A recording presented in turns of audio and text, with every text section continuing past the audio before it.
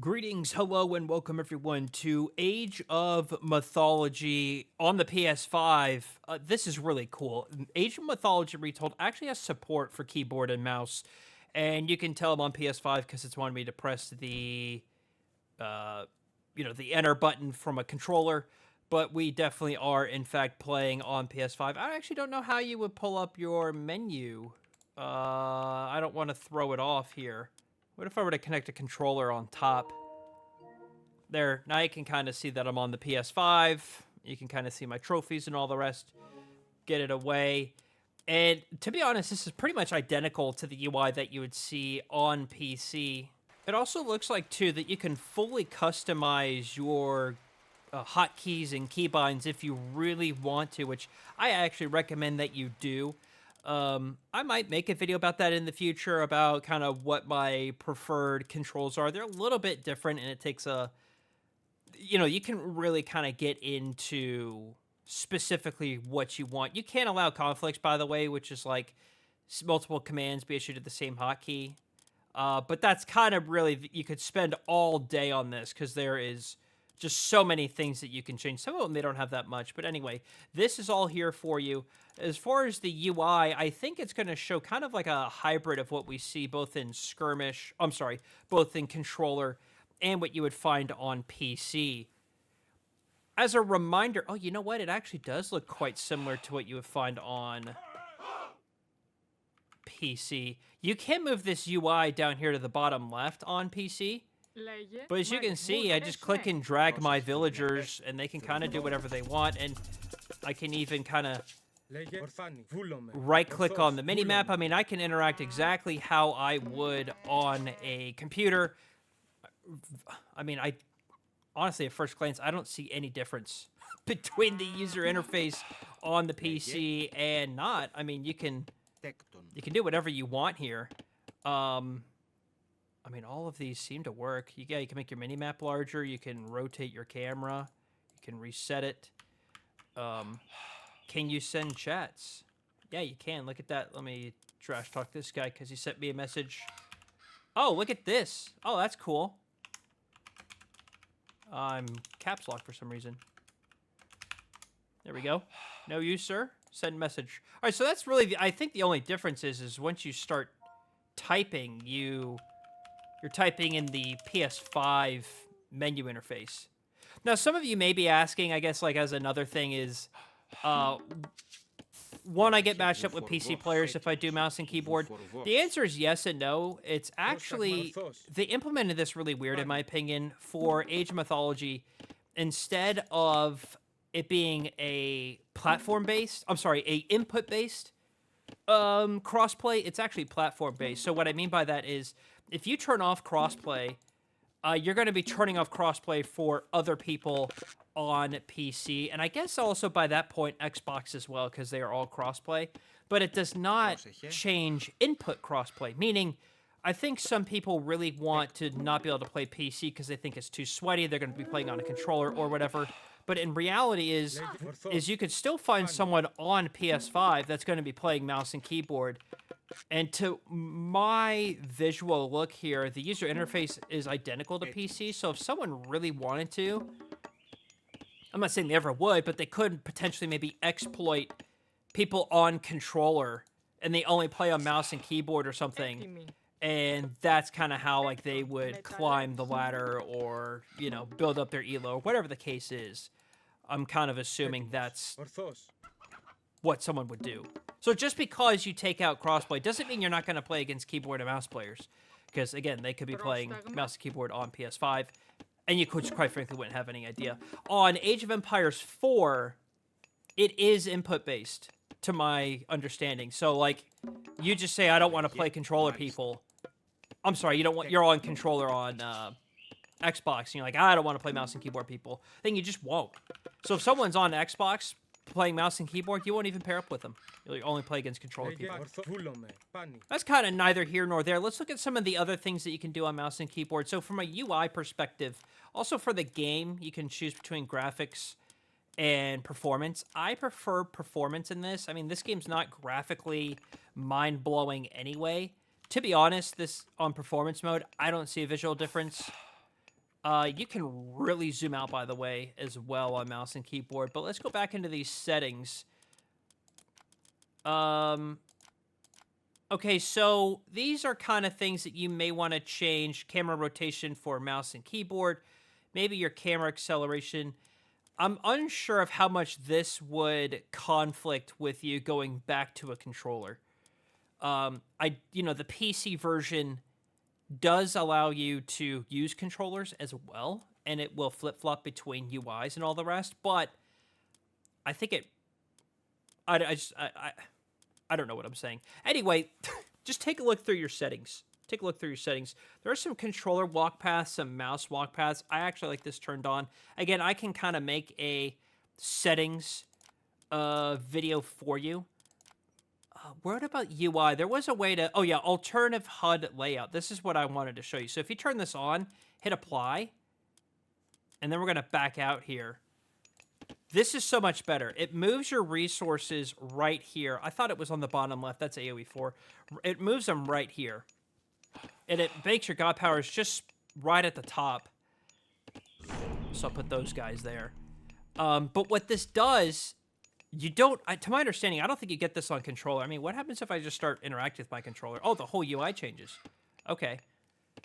So I guess you can have both connected and just change whenever you want, which is kind of weird, but also kind of cool at the same time. So here I am on the DualSense, and then I set the DualSense down, and as soon as I start clicking and moving stuff, it goes back to this UI. That's kind of neat. That's kind of neat.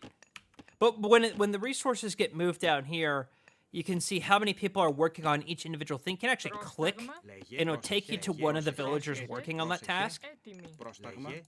So if you want to see, oh, where are my gold villagers? You click this, and boom, there you are. And then if you hover over the icon, it'll tell you your current civilian population, current military population, and the top one. And then right here, I actually think you got to hover over the actual icon. It should tell you how many you're getting a minute. Okay, it's the number. You hover over the number.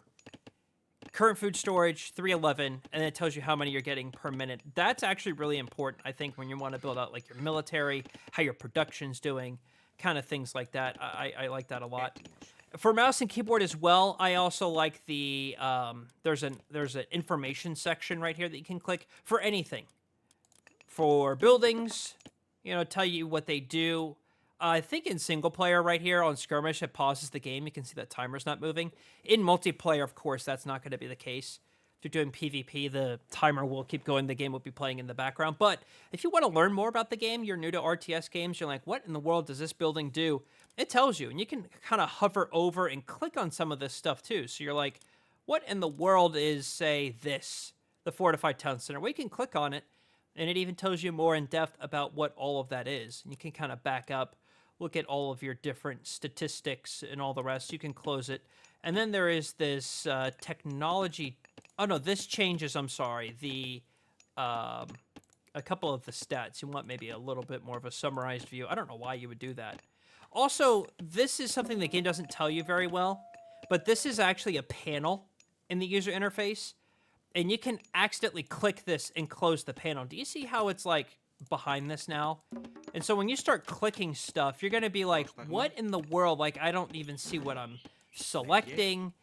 You can even get rid of that as well, the panel behind the panel. You're like, I don't see anything. And the game does an awful job of telling you that. So if you're going to play on mouse and keyboard, that could be an accidental misclick.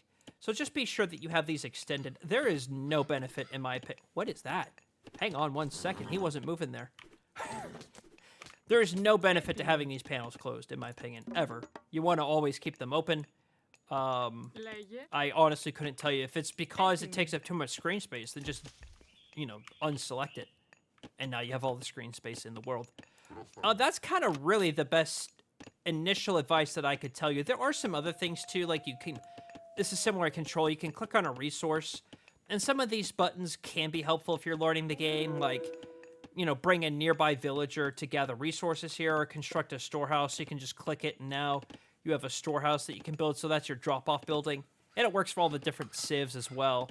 And I guess it would just pick a villager and bring it to you. Or you can, like, flare this. You can see on the minimap it flared. Or, set your rally point here. both military and economy rally point. I don't know. I don't know why you would do any of these sorts of things, but you can. You can also set rally points for individual buildings, entering and exiting garrisons. There's also this button. I don't think you see this on controller. This one's really important. Send all livestock to this location. So let's say that you are discovering a cow somewhere, which I've done a poor job of doing so, but you find a cow out in the wilderness, and instead of you like clicking on each individual cow and bringing it to your base, you just want to bring them all to your base, just click that button, and they will all do so. That's a really nice one. You can set military control groups. They'll appear up here on the top left, so it could be anything. So town center, I want to be a control group. That's actually a really important one. Just hit control 1, and now the town center is there. So anytime I click the number 1 on my keyboard, I've now selected the town center. Or if you want to do it, you can just click your mouse there as well. You can do it for units, buildings, a combination. To age up, you can either go to your town center and click the age 2 button here, or you can click this button. It will take you to your town center, and then you click it from there. Finally, you can also select villager priorities. If, managing all this yourself is too painful, just like on controller, you can click this.